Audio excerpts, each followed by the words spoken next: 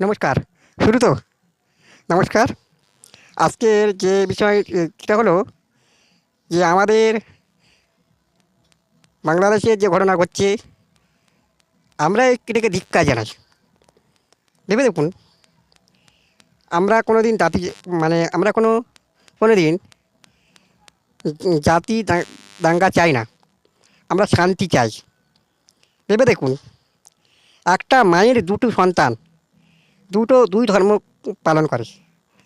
একজন হিন্দু ধর্ম পালন করে, আরেকজন মুসলিম ধর্ম পালন করে। কিন্তু তাদের রক্ত সম্পর্কে একই। সেই 1947 সালে যখন দেশ ভাগ হয়ে যায়, এক ভাই চলে গেলেন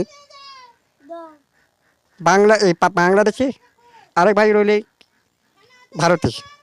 যে ভাইটা বাংলাদেশ চলে গেলেন তিনি হচ্ছে কিনি মুসলমান, আর যে ভাইটা মানে ভারত রয়েছে তিনি হচ্ছে কিনি হিন্দু। কিন্তু একই মায়ের দুটোই সন্তান, রক্তের সম্পর্কে একই থাকা সত্ত্বেও তারা দুই ভাগ, মানে তারা ধর্মের কারণে ভাগ হয়ে গেল। কিন্তু আমরা চাই না এটা যে এরকম ভাগাভাগি চাই না। আমরা চাই শান্তি চাই। শান্তির পরিবেশটা বিঘ্নিত যারা করছে, আমি চাই তাদের কঠোরতর শাস্তি হোক।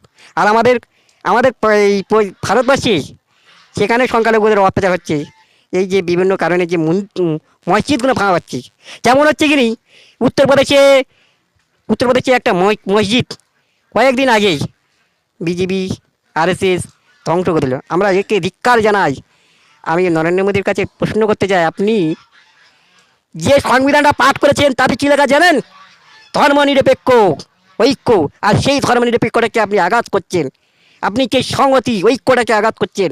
আপনাকে আপনাকে উচিত এই সংখ্যালঘুদের উপরে যে মসজিদ মাদ্রাসা এবং বিভিন্ন মাজার, এগুলোর উপর হাত দেওয়া যাবে না। এগুলোকে বন্ধ করতে হবে। এটাই আমি নরেন্দ্র মোদীর কাছে চাই যে আপনি যখন ক্ষমতায় যাচ্ছিলেন, আপনি সবার ভোটে যাচ্ছিলেন। আপনি মনে রাখুন, আপনাকে প্রশ্ন করি যে আপনি হচ্ছে কিনি সবার প্রধানমন্ত্রী। যে আপনাকে ভোট দিয়েছে সেও তুমি তার প্রধানমন্ত্রী, যে আপনাকে ভোট দেয়নি তারও প্রধানমন্ত্রী। কিন্তু আপনি তা না করে কী করছেন? বিনা কারণে অত্যাচার করছেন। এটা কিন্তু ঠিক নয়। আমরা চাই যে খাজা বাবার মাজারকে খনন করার জন্য ব্যবস্থা করছেন, বলছে ওখানে শিব মন্দির আছে। আরে আপনারা কি বলছেন? হ্যাঁ, তখন খাজা বাবা এসেছিলেন কয়েকশো, কত বছর জানেন? 1200 খ্রিস্টাব্দে। আজ থেকে এক বারো আজ থেকে 12,000 বছর আগেই সেই সময় এই খাজা বাবা যে ভারতবর্ষের ইসলাম চাউ দিয়েছিলেন, তার মাজার খনন করা চলবে না। যদি হয়, আমি চাই নরেন্দ্র মোদীর কাছে প্রশ্ন করতে চাই, আপনি এটা বন্ধ করুন। আমরা জাতি দাঙ্গা চাই না, আমরা চাই শান্তি। যে আপনি কি চান? নেতাজি যদি বেঁচে থাকতো এই ভারতবর্ষে দুটুকরো করতে দিত না। নেতাজি কি বলতেন জানেন? নেতাজি বলতেন যে আমরা এই ভারতবর্ষের ঐক্য একতা চাই। লাইভ সাবস্ক্রাইব করুন, পরে ভিডিও আপনারা দেখবেন।